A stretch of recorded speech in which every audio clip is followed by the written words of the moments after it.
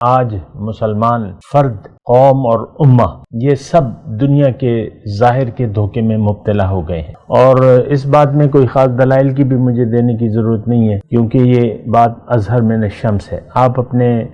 ذہن کے خیالات کو پڑھ لیں، آپ کامیابی کسے کہتے ہیں؟ ہم عام طور پہ دنیا کی کامیابی کو ہی اصل کامیابی سمجھتے ہیں، اور آپ دیکھیں ہم جب مستقبل کا لفظ استعمال کرتے ہیں تو وہ دنیا کے بارے میں ہوتا ہے، مستقبل۔ تو اب یہ آپ اپنی ذہنیت پڑھیں، پھر آپ اپنی تمناؤں کو دیکھ لیں، پھر آپ اپنی آرزوؤں کو دیکھ لیں، پھر آپ اپنی دعاؤں کو دیکھ لیں، جو آپ اللہ تعالیٰ سے مانگتے ہیں وہ ساری کی ساری اس کا تعلق ظاہر سے ہوتا ہے۔ ہمارے دل تو ٹیڑھے ہو چکے ہیں، یعنی اب ہدایت تو ہم نے نہ سوچی ہے، نہ سمجھی ہے، نہ قبول کرنی ہے، نہ قبول کی ہے، نہ کرنا چاہتے ہیں، تو پھر یہ دعا پھر رسمی دعائیں رہ جاتی ہیں کہ اللہ تعالیٰ مجھے بنا کسی، ایک عام جو مشہور دعا ہے کہ یا اللہ تعالیٰ مجھے بنا حساب کتاب کی جنت میں داخل کر دے۔ تو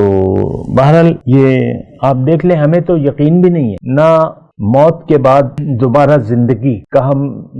یقین نہیں رکھتے۔ قبر کی زندگی، حشر، قیامت، روز قیامت، حساب کتاب، جنت، دوزخ، ان تمام چیزوں پر، اللہ کی ملاقات، اللہ کا دیدار اور قرب خداوندی، اس پر ہم یقین نہیں رکھتے، اور یہ تو اس صورتحال میں یہ سارا قرآن ہمارے لیے بے فائدہ ہو جاتا ہے سامنے کرام۔